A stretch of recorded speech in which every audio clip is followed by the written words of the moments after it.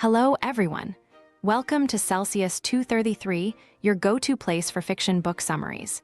Today, we will explore The Depths of the Lady in the Looking Glass by Virginia Woolf.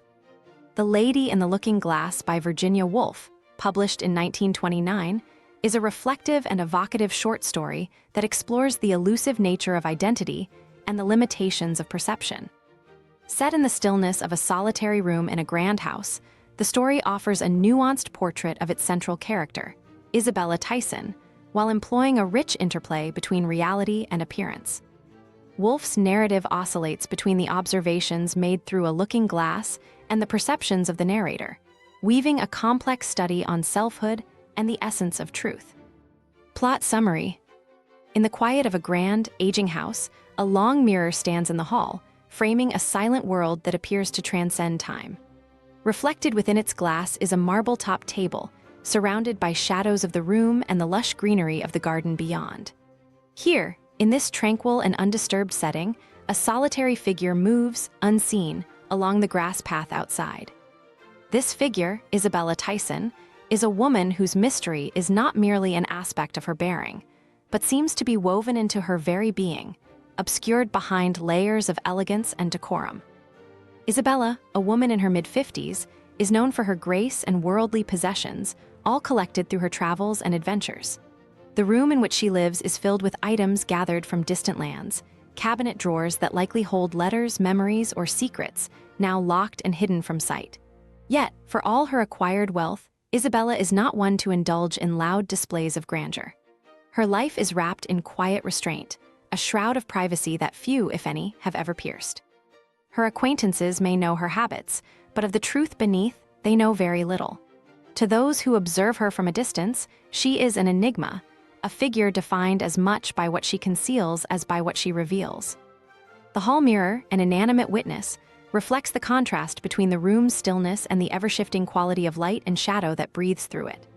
The room seems alive, filled with imagined presences that flit across the floors and walls, dancing shapes, hints of colors, and faint echoes of emotions, all stirring in the silence. These transient impressions bring to life the long-dormant passions, regrets, and quiet sadness that lie just beneath the polished surface of Isabella's existence. And so, the room itself becomes a mirror of sorts, holding the unseen parts of Isabella's life, parts as shadowed and locked away as the letters in her cabinets. Once, half an hour before, Isabella was seen walking down the garden path, carrying a basket and dressed in a thin summer gown. She had vanished beyond the edge of the mirror's reflection, leaving her absence in the room as a quiet echo. Perhaps she had gone to pick flowers, or perhaps she had wandered there to gather something more elusive, something akin to the delicate beauty of the blooms she adored. Her presence in the garden, framed by the splendor of the roses and lilies, was as ethereal as the flowers she tended, a fleeting, graceful image, full of beauty yet hauntingly insubstantial. The mirror, ever watchful, sees more than mere physical presence. It reflects the assumptions and imaginings of those who look into it. To one observer, Isabella's image takes on a life beyond her reality, a fantasy constructed from fragments of her life, as reflected by her graceful gestures, her thoughtful solitude, and the aura of her unspoken desires. This observer attempts to peer into her soul through the mirror, seeking to understand the essence of her character, to pry open the mystery of her life with nothing more than a gaze.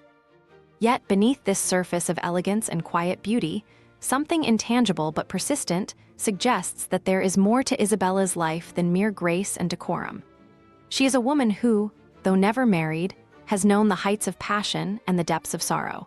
A woman whose relationships are scattered across continents and whose memories are captured in letters and mementos. These letters, lying carefully stowed away in her drawers, seem to bear the weight of emotions too profound and experiences too personal to be shared with others. The fragments of her life suggest a rich inner world, complex and tumultuous, veiled beneath a serene exterior. Then, with an unannounced interruption, the scene shifts. A postman arrives, his presence only a fleeting silhouette in the mirror. He brings letters, laying them on the marble-topped table, their stark presence breaking the stillness of the room. Each letter, sealed and silent, carries within it the potential to disrupt the calm of Isabella's life. Their quiet arrival signals the intrusion of the outside world, reminding Isabella, though she has yet to reappear, that life is not a series of controlled impressions, but rather a collection of moments that cannot always be held within the walls of the self. At last, Isabella appears in the frame of the mirror, returning with her basket. Her movement is calm, her manner unhurried, and as she approaches the table, she pauses, the light from the hall settling upon her. She seems momentarily transfixed, caught between the visible world and the unseen truth that lies hidden within her. The mirror captures her with a piercing clarity, as if stripping away every veneer and exposing the raw, unembellished self beneath. The sparkle of her jewelry, the fineness of her clothing, all fade away, leaving only the bare reality of her being. In this sudden clarity, all the imagined layers, all the hints of romance, adventure, and mystery dissolve. The grand assumptions about her complex life, her hidden passions, her indomitable will, all are laid bare and found empty. There is no concealed joy, no deep sorrow, no profound wisdom or poignant regret. The letters are nothing more than bills, records of transactions, mundane notes of an ordinary life. The drawers that were once imagined to hold the secrets of a world-traveling life appear instead to hold little of significance, and Isabella herself stands stripped of any illusions, as devoid of hidden depths as the plain walls around her. For a moment, the reflection of Isabella stands frozen, her empty gaze fixed upon her own image. She is no longer the mysterious woman of romance, elegance, and hidden passions, but simply a solitary figure, a person like any other, whose life is as much defined by absence as by presence. The observer realizes that the desire to define her, to shape her character into something grand and unknowable, has been an exercise in futility. Her life, like the stillness of the room and the fixed reflection in the mirror, holds no answers beyond the ones visible to the eye. In the end, Isabella turns, moving slowly out of the frame of the mirror, leaving behind only her faint reflection in the hall's quiet space. The mirror remains, untouched and undisturbed, its surface unmarred by the fleeting presence it held. In its silent depths, it holds no more than the unembellished truth, that Isabella Tyson is not a figure of mystery, but rather a mere reflection, an image shaped as much by those who observe her as by the reality of her own life. That's it for today, but if you're looking for more great reads, dive into other books by Virginia Woolf. Details are in the description or on Celsius 233. Remember, while our summaries capture the essence, they can never replace the full experience of reading the book.